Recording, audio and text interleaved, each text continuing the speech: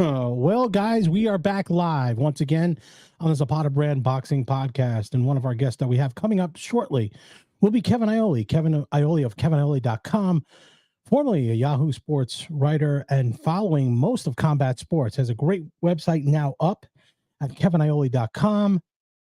What I implore you to do is if you are in any kind of combat sports, whether it be boxing, MMA, slap fighting, bare knuckle, KevinIole.com is the place to go for the most up-to-date insight on those sports. Kevin was at UFC 298 this weekend. He was also there to hear the announcement of the main event of UFC 300. We're going to talk about that.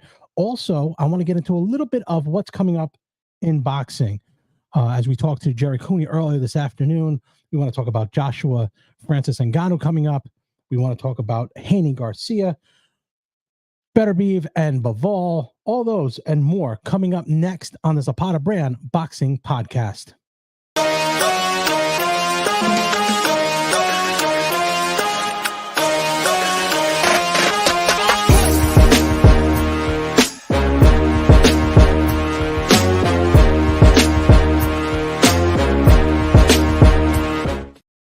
Hey guys, welcome back to the Zapata Brand Boxing Podcast as we wait for the great Kevin Iole to join us here on the podcast. A couple things I want to go over personally, what's happening here.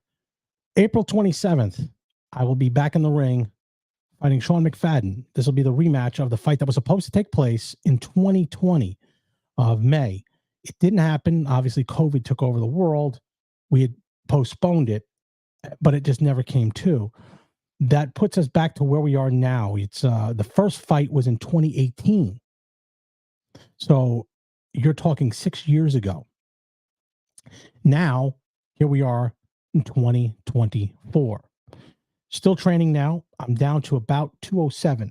I gained a little bit of weight over the weekend, last weekend, but slowly I'm starting to come off. Yes, I stopped eating any breads. Really, I'm really concentrating on getting more of the protein, more shakes and stuff like that, and definitely working on the cardio. I know Coach Diz will be here on Friday. I'm still waiting the return of Leo. He's going to be coming back from Florida. He had a 2-week hiatus back from Florida. He was been working out with Derek Santos, Maureen Shea, a couple other fighters down there just to get himself sharp and bring back those boxing lessons that he's learning down there from Derek and Maureen, bring them right here to Berwick, and he could teach them to some of the young fighters that we have here. Also on that card that we're going to have in Berwick will be the debut of two girls that are fighting. One is Jenny Bobek, I believe her name is Jenny Bobek, and we have the other one is, her name escapes me right now.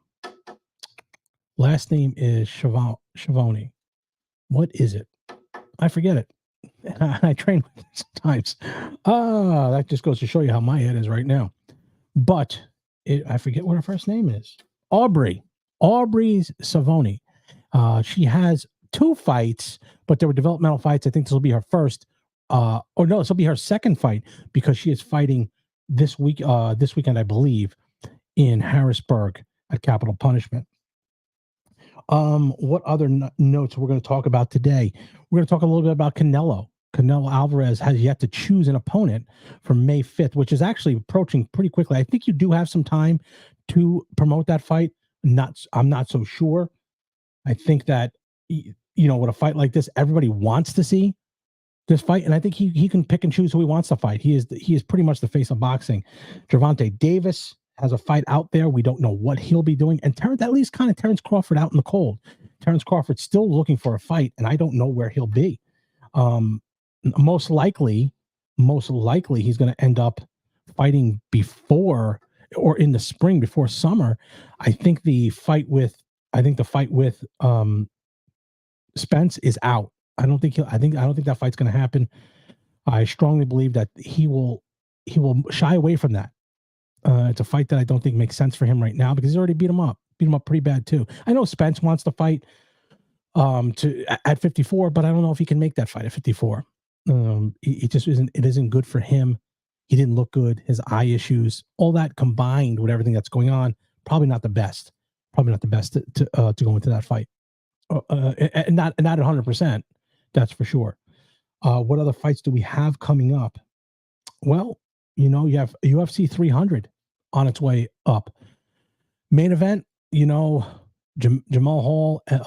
Hill versus Alex Pereira. We're going to talk to Kevin about that.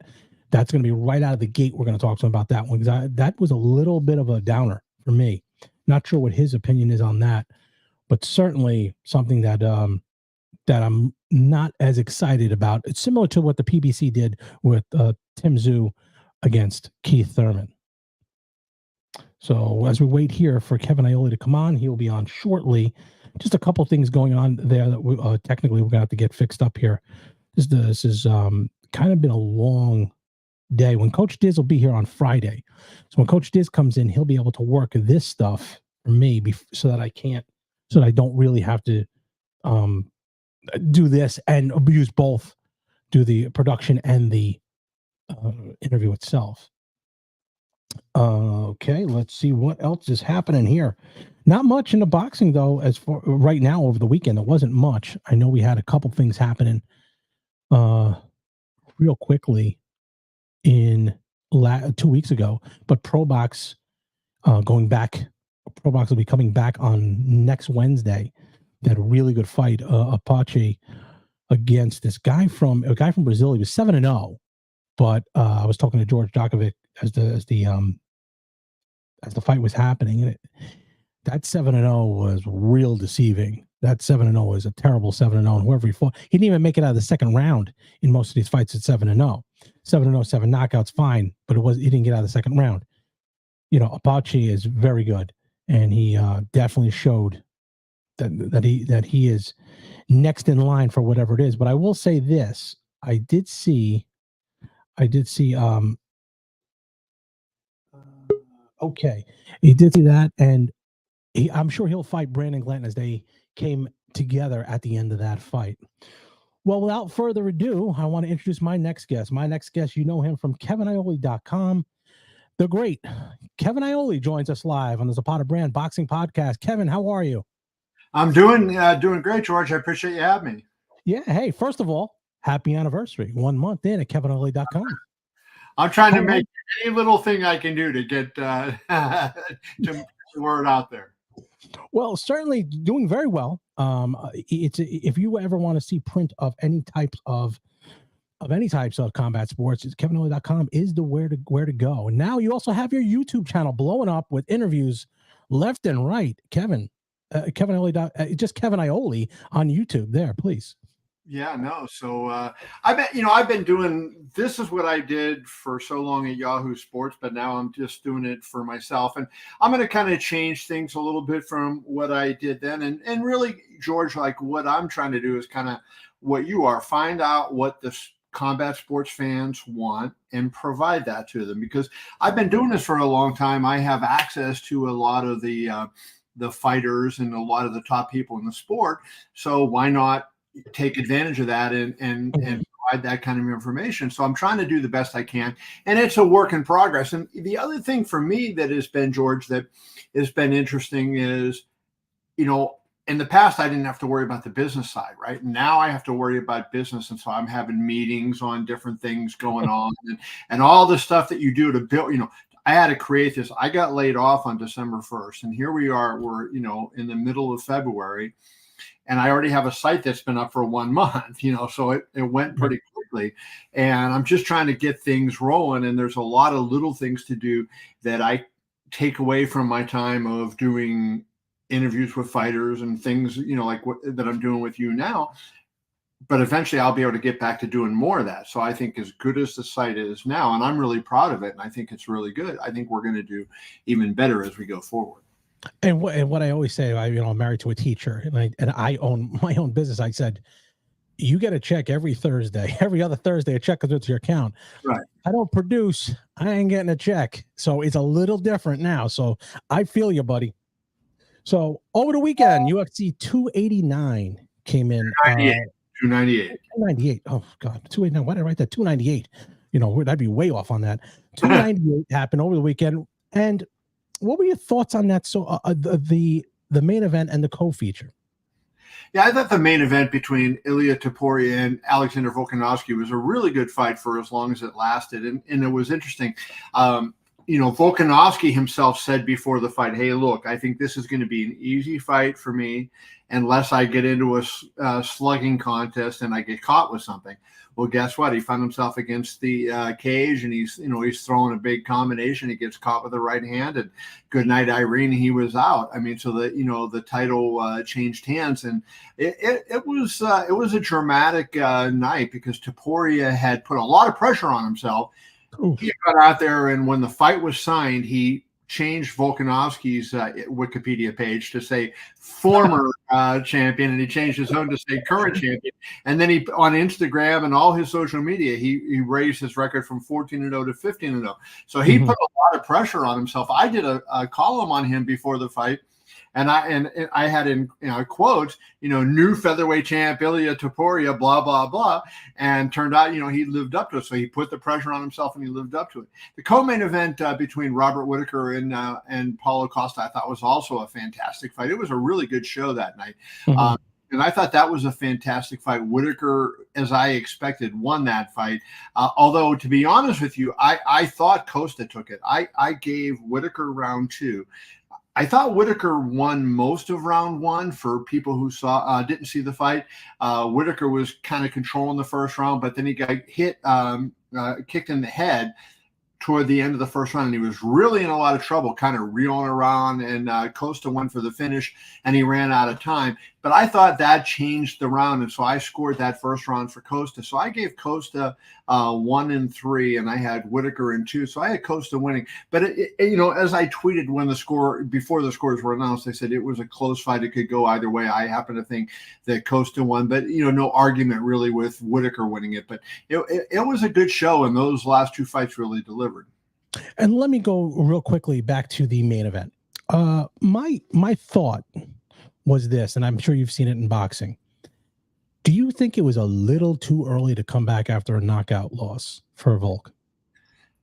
I think it was early, not even so much because of the knockout loss, but certainly that's something. But he has been fighting so much, right, and staying active so much that I think it would have been better for him to sit there and say, hey, you know what, I'm going to take a couple more months off. But that's not who he is, and that's not how he rolls. He wants to come back and fight again very soon, and I don't think the UFC is going to let him come back quite as soon now after back-to-back knockouts. But I think just the fact that he had been so active in this sport, more than any other. I mean, you have to train for so many different things. You're training for wrestling, you're training for boxing, you're training for jiu-jitsu, you're training for judo and blah, blah, blah, blah, blah, and all these other things, and the conditioning that's required and what you have to take in, it takes a toll on your body, right?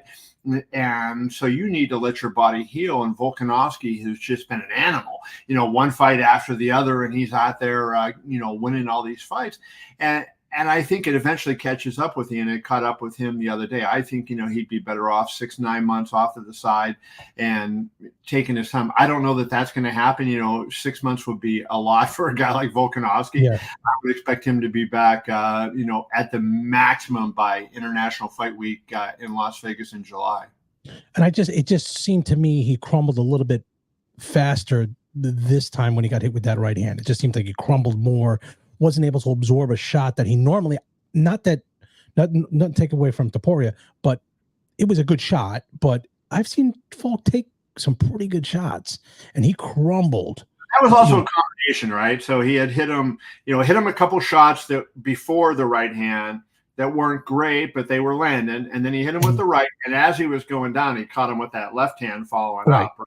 I think that kind of really, really sort of finished it. But I can't argue with you. I mean, I think if you want to make the argument and say he shouldn't have fought, I can't argue that. I think that, the fact that he had been so active and, like you say, coming off a first round knockout loss, that's difficult to come back from. So let's switch to Topuria. Now, does that, and now you were at the event, they're covering it. What was your sense about his star power? Because I know Dana White in a press conference said he wants to go to Spain. I don't know how big he would be in Spain. I have no idea. But what kind of star power you look at for this guy? Well, the UFC fans love anybody who has swagger and who can finish. And Ilia Topuria has swagger and he can finish. So I think as he gets out there, he's going to become a big star. He's already huge in Spain. You know, I talked to a couple of reporters that cover him, and they talked about how big he already is in Spain. He's from the country of Georgia. That's where he was born. And there were a bunch of Georgian fans there on Saturday, you know, and right outside the press conference where we were, there was a tent outside the Honda Center where they held the post-fight press conference, and there was a lot of fans surrounding that, and they were wearing wrapped in the Georgian flag. So he has two countries that basically, you know, claim him as their own. He lives in Spain, and he was born in Georgia, and those two countries I think, you know, they're going to give him a really good base. You know, if you're going to become a superstar, you have to have the U.S. There's no question about it. But he also has that base where he's going to have a lot of other fans. And it reminds me, like, I'll just try to make this point very quickly. Manny Pacquiao got big in the U.S. when media in the U.S. started figuring out how big he was in the Philippines. And when they saw how big Manny was in the Philippines and that they would get traffic on their stories, if they wrote about him, they started writing about him. They saw the traffic. And then the papers wanted more, and that helped build Manny up, of course, as well as his great talent. And I think that's a similar thing that will happen with Topuria. Okay, now let's turn to the co-main event, Paulo Costa and Whitaker. What happens now with Paulo Costa? Well, I think they're going to put him in with, you know, somebody that would be, say, 4 to 10 range, right? You know, he's got to fight a top 10 guy. And I think he proved, you know, Whitaker is a championship caliber guy. Costa was right there with him. So when the fight ends, you know, before Buffer announces the decision, you know, if I would have whispered to you, hey, George, you know, Costa won this fight, you might have disagreed, but you would have said, hey, okay, you know, it's all right. You're not going to be, you know, adamant and outraged because it was that kind of a fight. So he proved he can compete at that level.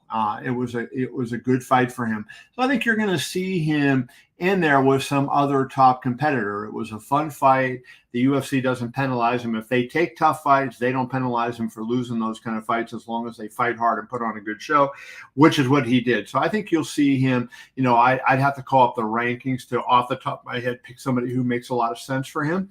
But I think that when you look at, you know, what the UFC history is, you know, you're going to see him fight a top 10 guy in his next outing. What about Khamzat?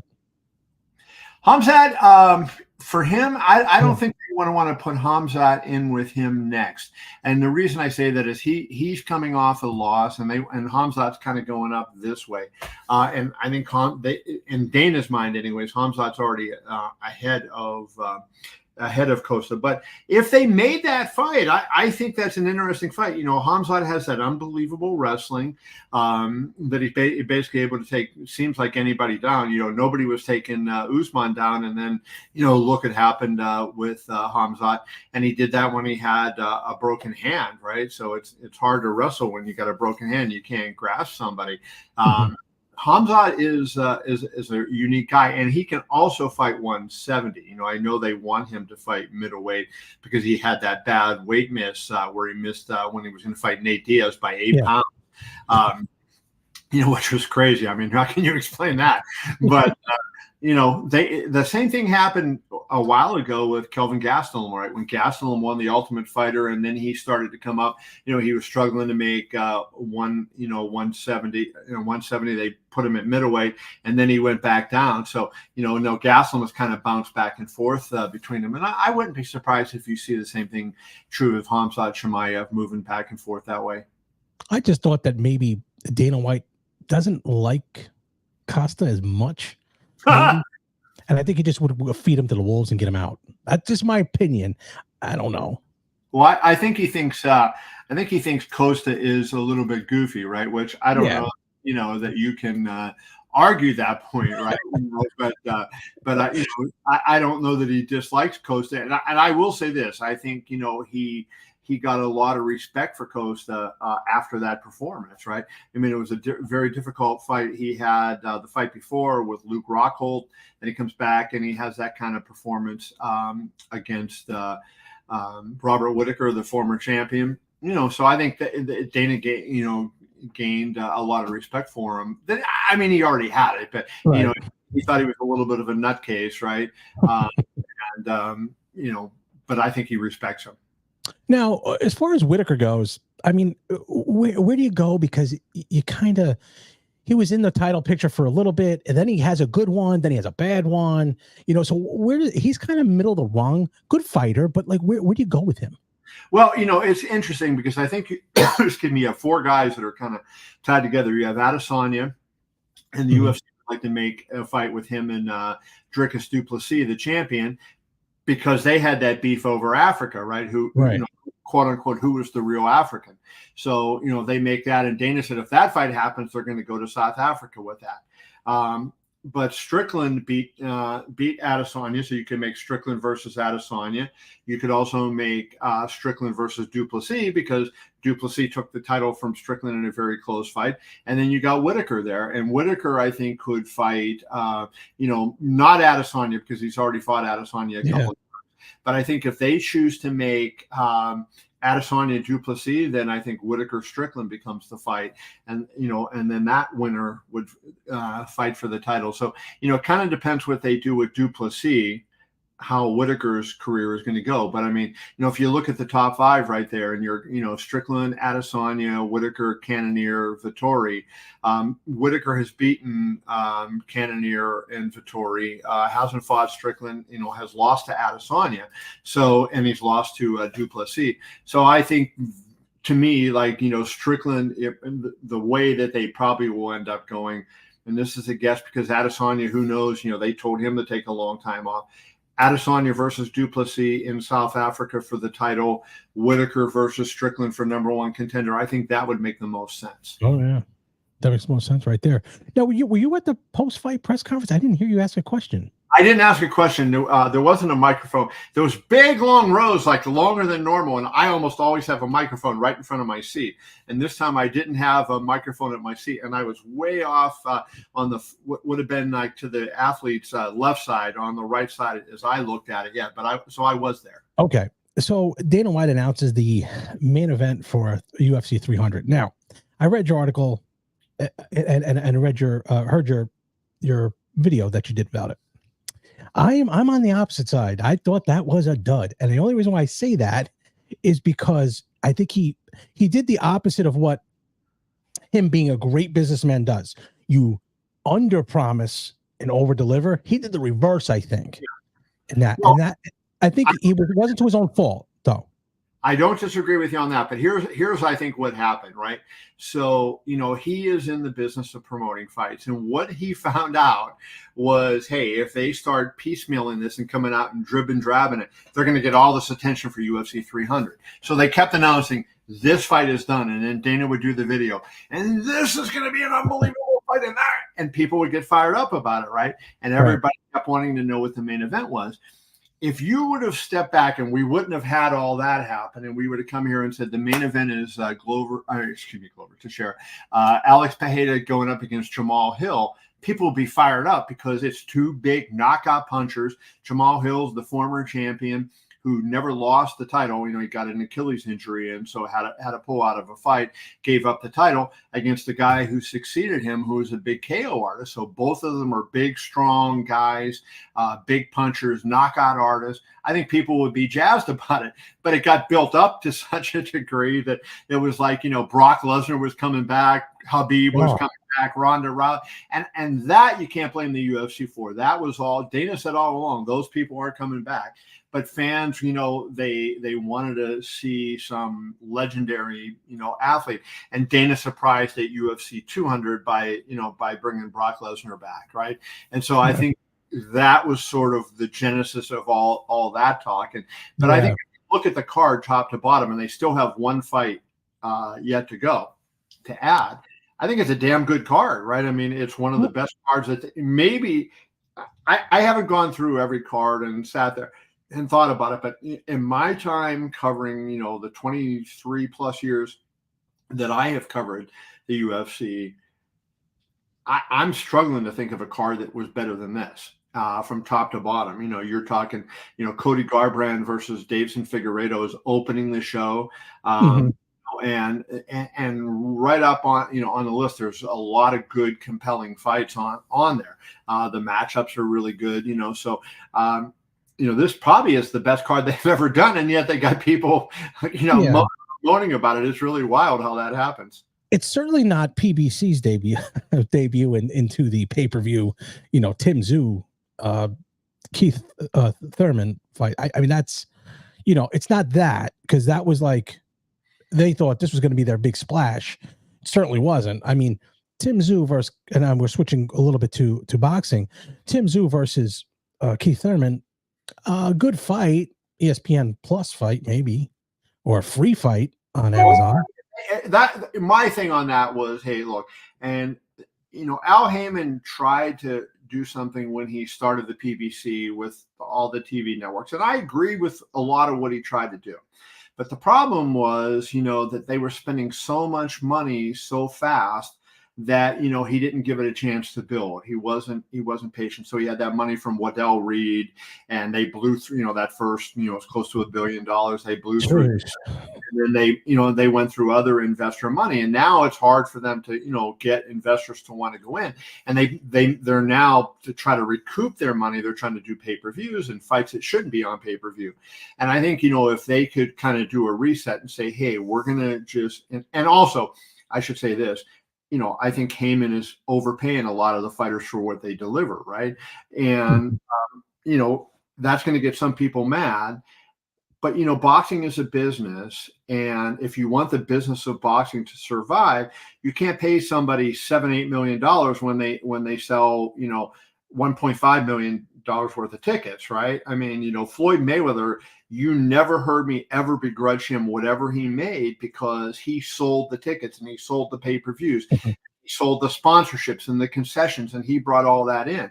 Right. The other guys don't do that, right? And they don't, forget pay-per-view numbers, that they're nowhere close to Mayweather. Forget gate numbers, they're nowhere close to Mayweather. Forget sponsorship numbers, they're nowhere close to Mayweather. They weren't doing just, the average numbers that they should have been doing, that other fighters would have been doing. So I think, if Heyman could take his plan and redo it and cut back on some of the crazy expenses and cut back on some of the pay-per-views, I think it would have worked. And it's still, I'm not going to totally give up. Amazon's a good platform to be on. But I will say this, right? How many free platforms are out there right now for boxing fans? If you are a boxing fan, there's not many free platforms, right, to watch the fight. No. Now that's been that way for a while, but if you're on Amazon and they call it for free, but remember, you have to have an Amazon Prime account, not just an Amazon account. So you have to pay that $139 a year for the privilege to be able to watch for free. So you have to have that. DAZN, of course, is now $200 and some for their subscription. Let alone the pay-per-view on DAZN. You have to pay extra, right? Right. So you pay a lot, and that's what when DAZN came out, that's what they said, hey, we're doing away with pay-per-view. Mm-hmm. Then you got ESPN, you got to buy the whole, deal with ESPN to get it. So there's not a lot of free in the marketplace as far as boxing is concerned. And I think that's bad for trying to grow the sport. I think you're going to see a transition a little bit. I mean, people say no, but there's going to be a transition here. I think you're going to get a reset at some point. Someone's going to lose. Well, I could imagine they're all losing money. You can't run a business that you cannot run a business. I mean, Al Heyman was paying people not fighting. You just can't do it. Yes, you have money, but let's be honest. Yeah, when you look, I mean, it's easy for people on the internet to criticize the UFC for what they pay, but UFC fighters, could they be paid more? Sure, 100%. But the UFC runs a business, and they have a business that is a sustainable model and can go forward, and it provides jobs for several hundred people. And Conor McGregor's of the world, if you do it the right way, you can get that huge money. But the problem is, in boxing, there's guys that are good fighters, and then all of a sudden they're being paid $5 and $6 million. People forget the value of $1 million. I mean, $1 million is still a lot of money in this world. And I see people scoffing at $1 million purses, boxing fans. And that's the problem, is when you try to do that and say, oh, boxing pays better. You know what? go out there and tell all the fighters, hey, we'll pay you a decent wage, and if you think you can get more elsewhere, God bless you, and go and get it. But we're going to pay you a decent wage, and the more tickets you sell, and the more pay-per-views you do, and the better TV ratings you get, the more we'll pay you. And that'll help make things improve. But the fighters, like look at the Charlo brothers. How often do they fight? A lot of the top PBC stars fight once every 18 months. That's no way to build a fan base, right? You can't do it. The absolute biggest stars can do that once in a while. Mike Tyson, Floyd Mayweather, Manny Pacquiao. But not, it doesn't happen too often, and certainly not with, middle of the road type fighters, right? That I think that's something that really has to change. And what you said a key word, Nat, that you said sustainable. Dana White has a very sustainable business. He puts, yes, I agree sometimes. I don't agree. I just think the win and fight and show stuff, it should be just one pay, what you get. Are you there? There you go. Yeah. I think you should get one pay, and that's it. You get one salary for your fight. This is what you get. I think they're all looking to win. He says, oh, it's good for a better fight. But his business model is sustainable. And I tell people that are in boxing, I said, you cannot pay these people this much and expect this. It's just not going to happen. You can't. It's been this way for years. I think if you take a look at how the UFC pays, can they pay the top guys more? Yes, they can. Can they do what you just said and do away with win bonuses? And instead of making 20 and 20, you make 40, right? Yeah. They could afford to do that. And I would endorse that if there was a movement out there, for that to happen. Mm-hmm. Here's what I think. And when I talked a little bit about people forget about the value of the money. If you're fighting in the UFC and let's say you're making 50 and 50, right? And then, so you go up. So you fight 3 times in a year. You make 50 and 50, 60 and 60, 70 and 70. That's kind of generally how it'll work. So your first fight, you win your fight, you make 100,000. The second fight, you go in and you make 60 and you lose. So now you make 60,000. So you have 160,000 for the year. And then the third fight, you go in and you win and you make 60 again because you didn't win. So you make 60 and 60. So now you get 120. So what does that put us at? $280,000. So for a guy that's making 50, he's making $250,000 in his calendar year on his 1099. He's getting close to $300,000, and he's not one of the top big stars. And they have hundreds of fighters that do that, right? Whereas boxing, 98% of the money or 99% of the money goes to 1% of the fighters. And then you have this huge fall off. And like on the Mayweather Pacquiao card, it was called the money fight, all the crazy stuff, that went on in that fight. And $72 million gate, 4.6 million pay-per-views sold at, what was it, $100? If I'm not, $600 million gross revenue for that fight. And there was a guy on that fight card who made $1,500, $1,500.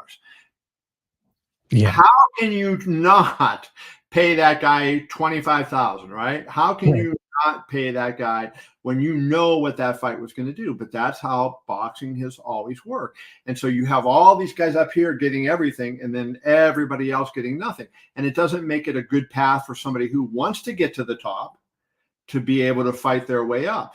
And I'm going to get criticized for saying this, but in the UFC, they have that option, right? And the base pay has gone up over the year. And so my argument, hey, I'm always in favor of fighters making more, but I want to see a sustainable business so that it's around 5 years from now, 10 years from now. So those jobs are there, not just for the fighters, but for the people who work in the office and who sell the ads and who do the TV production and who do the PR and, who clean the gym after the fighters leave the Performance Institute. All those people have jobs, right? There's a lot of people that are employed in this whole endeavor that goes around the world because they were able to run it as a sustainable business. And then as a result, businesses want to be with them. Who in boxing has $100 million deal with Bud Light? Nobody. Right. It's away from where it was because I think people just got greedy and they have personal issues with each other, not wanting to work with each other. And when you have someone like Dana White running the business, again, you said sustainable. sustainable business, sustainable. It's why Dana White's so as successful as he is. You see my interview with Dana a week or so ago, George? Yeah. Yes. One of he said on there, he said we're going to have 11 to 13 champions or former champions fight on UFC 300. And I mentioned in the interview, I said I think Don King, had done that. Dana scoffed me. No. Yeah. And then I looked it up, and I didn't even do this exhaustive research. I looked up 3 cards, and the third card I found, King had a show in 1996 at the MGM that had 11 current or former champions on it. So it's not that long ago in boxing that we used to get those kind of cards, right? Yeah. And when he said that, I said, I think Don King put on shows pretty close to that. I remember I said to him even during the interview on the air, I didn't have anything in front of me because, it's just something came out of nowhere, right? Yeah. But I said Don King used to put Ricardo Lopez on at 4:00 in the afternoon. Yes. Ricardo Lopez is one of the greatest fighters in the history of boxing. And he fight on a main pay-per-view card because they had so many freaking champions on those shows. And that, and so I found that show in 96. And it was after the third fight card I looked at, right? I just started randomly picking dates that I remembered. Yeah. And I didn't even have to go any further. And I had 11 champions on that card. If boxing would get to that and just get the stacked cards, and I'll tell one other example.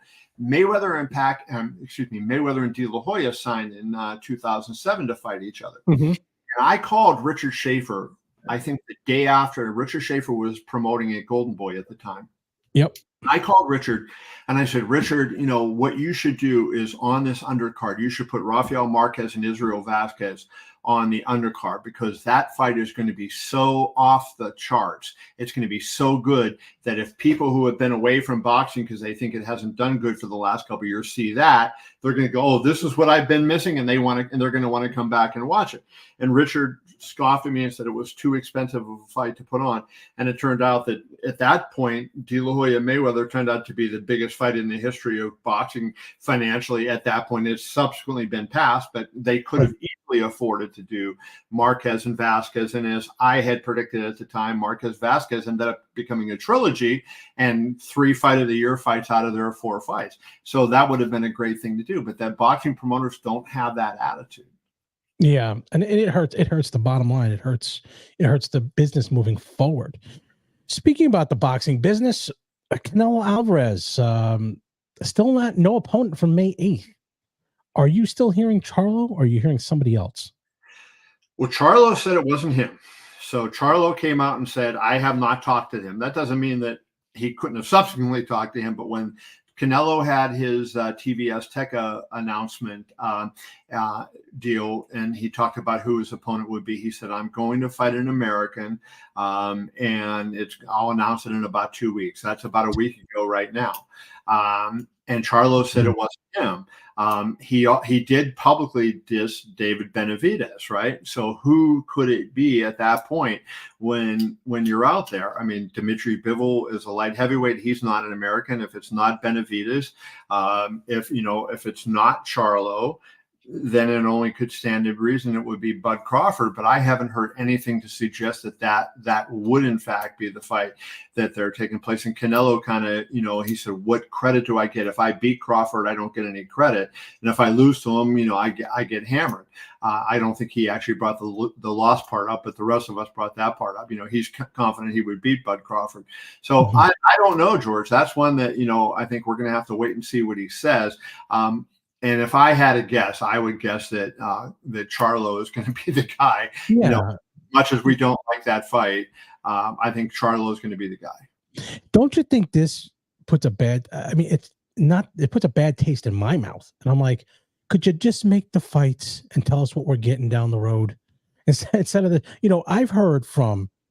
You've heard Crawford, Benavidez. You've heard David Morale. You've heard Munguia. Just put it together so we know what we're getting here. Well, I'm not going to argue with them trying to get the best deal, right? They're trying to make the best business deal, and fans want to know, and so they're getting excited. They can wait. Fans can wait until it's announced, right? But speculation has become, the internet is what it is now, right? And everybody's speculating and tries to figure out what's going on, and it's fun to do. We get to talk about it, and people talk about what we talk about, and it becomes this whole crazy thing. Let them do their business and get the fight made. But like you mentioned another name, David Morrell, he's Cuban, he's not American, so he would be out, right? Like when you start thinking of all the guys that are out there. I mean, I would love it. You saw I wrote the column saying Bud Crawford should fight Canelo. Yes. And I said, on the day of Crawford Spence, in the morning of Crawford Spence, I would have never said that. It was after the fight that I said, hey, this is a fight that, maybe we should consider making. So I would endorse that fight if they make it, but I'm going to guess that somehow they go to Charlo and that Charlo becomes the guy. And, it's going to be a disappointment. Canelo has been great, George, in my opinion. And he's fought so many of the best guys in the world. Anybody that ever says Canelo is ducking somebody is a fool, and he's not ducking David Benavidez. Mm-hmm.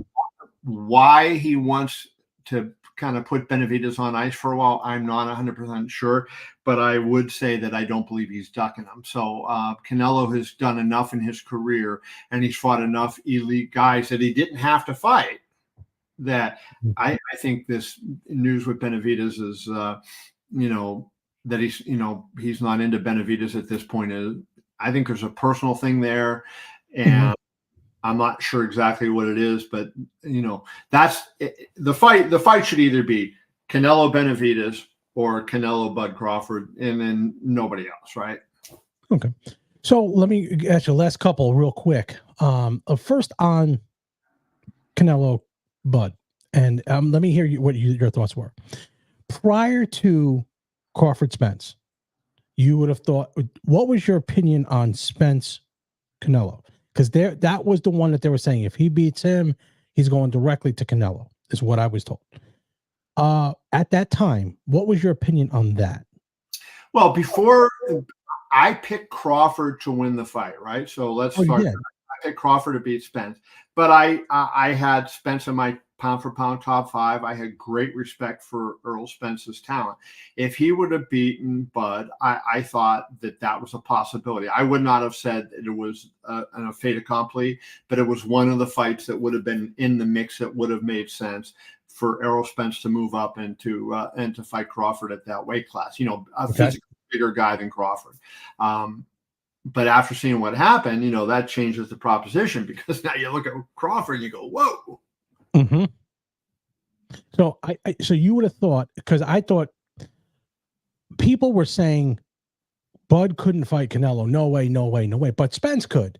And then all of a sudden it switches where Bud beats him and they're like, oh, now he can go up and fight him. It was such a flip-flop thing where they didn't give Bud enough credit and gave, I think, Spence too much credit.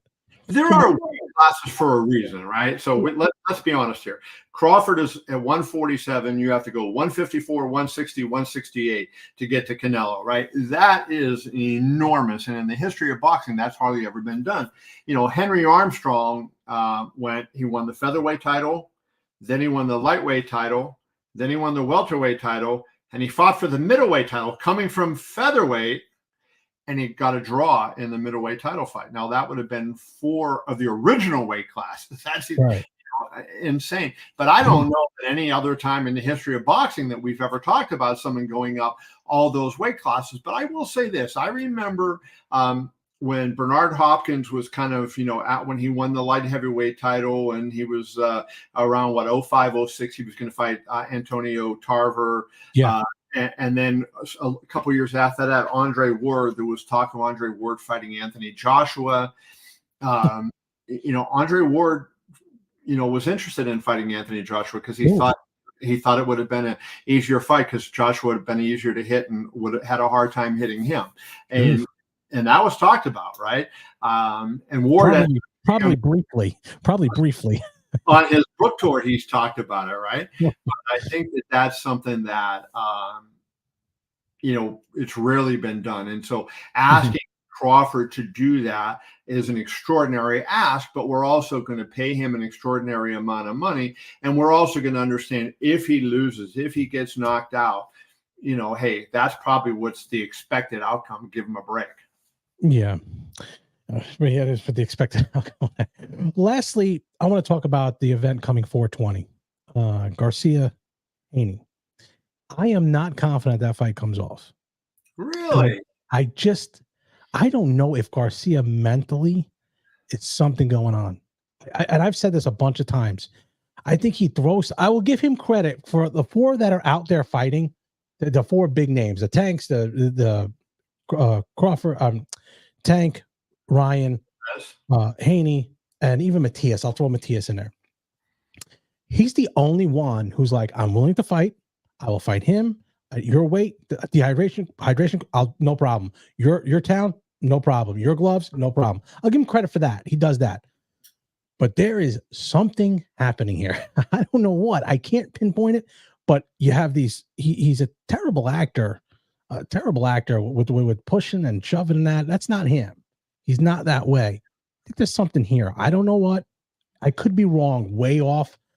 I don't think, number one, it's a good fight for him. I think he's going to get washed. Number two, I just hope it comes off. I'm not sold on it yet, though. Yeah, well, I understand your feelings, but I would say this, that this is a kid that's competed with these guys since they were kids, right? I mean, there's video of Haney and Garcia fighting in the amateurs. Lopez and Garcia fought in the amateurs, et cetera, et cetera, et cetera. Ryan, I think Ryan is caught up in this whole social media thing, right? I mean, he got to be so big in the first place because he had such a huge social media following long before he was a household name as a boxer. Usually the guys coming up, and we, the hardcore fans know who the guys coming up are, but the regular public doesn't know who they are, and they don't have this big name. And then they win a couple of big fights and progressively bigger, and people start to know who they are. Ryan didn't have that, right? Ryan, was fighting low level, and then boom, he went up. He had that break for his mental health. And he started using his social media. I want to fight Lopez. And so Top Rank made an offer for the fight with Lopez. I want to fight Haney. Haney was immediately in. Let's do it. Right. And I think that, he started to try to use social media too much. But now that he signed the fight, I think the kid is a true fighter. I agree with you. I believe that Devin Haney is too much for him. Devin Haney is too good for him. Devin Haney is too experienced for him. And I think Devin Haney is going to win that fight. But I think that Ryan is a real fighter, is a true fighter, and he's going to show up, and he's going to show up believing that he can win. Do I think he's going to win? No. But do I think he thinks he's going to win? Yes. Well, yeah, I agree with you. As far as he's a fighter. But I could be totally wrong. I hope not. I hope the fight does go off. There's just something there. I've seen a bunch of his latest interviews. He did an interview. He did a podcast with a guy who's a business guy, and it was very strange interview. It was beyond strange to me. I don't even know what he was talking about. So it's very strange. I don't know. Just something maybe you look at. But either way, that'll wrap up a little bit here, Kevin. KevinIole.com. What's happening big in the next couple of weeks with KevinIole.com? Well, hopefully I'm going to be in Miami for UFC 299 early March. I should also mention, this is a big thing. I'm going to be working a little bit for payperview.com on Joshua Ngannou fight. I'm going to be working with Jim Lampley, and we're going to do a live chat the night of the fight. So very nice. Very good thing. And doing that, so that'll be cool. That is on March 8th, the anniversary. So that'll be the 53rd anniversary of Ali Frazier. I'll be on that, and I'm going to have PFL coverage this week because they got their pay-per-view in Saudi Arabia. So I got a lot going. I'm trying to stay busy and keep my head above water. And are you expanding the YouTube channel much? Are you working on that more too now? I'm going to have, for every fight card, I'm always going to have interviews with fighters on there. So that is something, is every week there's going to be more. Some weeks there'll be more interviews than there will be others, but there is always going to be content. What I'm going to try to figure out how to do is how to get into a routine post-fight where I can have immediate reaction content post-fight. After it's over. I did that Saturday. I almost got mugged when I was leaving the Honda Center on Saturday. So I had a lot going on. So I was leaving and I was taking an Uber to my hotel. And they no longer pick up Ubers right at the Honda Center. So you have to walk, a couple of blocks down the street. And I'm walking, I come to a light, and I'm 1 block away from where I got to go to pick up an Uber. And there's 6 or 8 kids there getting high and they're smoking. And then one guy, I stopped at the light, and this one kid, he's a short kid, he pops in front of me, and he said, "What's up, Gramps?" And he takes a whiff of his joint, and he blows the smoke in my face, right? And so I kind of, wave my hand just to wave it away. And the next thing you know, all these kids are circled around me, and they didn't really do anything. They were kind of like, woofing a little bit at me and everything. And then when the light changed, I just walked through, and they kind of were, saying stuff, but they didn't do anything. And I was able, and the only bad thing, George, that happened is when I got to where the Uber was, and I'm seeing all these cars coming in and out, I called my Uber, and it was 16 minutes. So I had to wait for 16 minutes. What the heck is this world coming to? I mean, God. Oh man, I'll tell you off the air what happened this past couple of weeks. What happened to me? Jeez, you wouldn't believe it. But either way, KevinIole.com. Go there, become a member for KevinIole.com. There, Kevin's growing that. What's that? It's free. It is free. Yes. So is his YouTube channel. Like and subscribe his YouTube channel as you would do here at the Zapata Brand Boxing Podcast. Great content there. Lots of merchandise. Great logo too, Kevin. You got a great logo. I love it. Bro, thank you. All thank right. you so much. So Tell Jerry Cooney I said hello. What's that? Tell Cooney I said hello. Oh, I did. He was on today. I messed up. I sent him your link. Uh-oh. So I was waiting on his, and I'm sitting there. I'm like, Jerry, you on, or what's happening here? And then I text him. He goes, yeah, I'm in the studio. I had him on your link, so I sent the other one. So I was like, that's why I always try to send it in the morning so that I don't get confused. And of course I got confused. I had a lot going on. I've had a lot going on the last couple of weeks. You have no idea. I got beat up in sparring. It's not good. Not good. So I'm getting. Good luck, brother. I appreciate you having me. Kevin, thank you again. Kevin Iole from KevinIole.com. Thanks for joining us.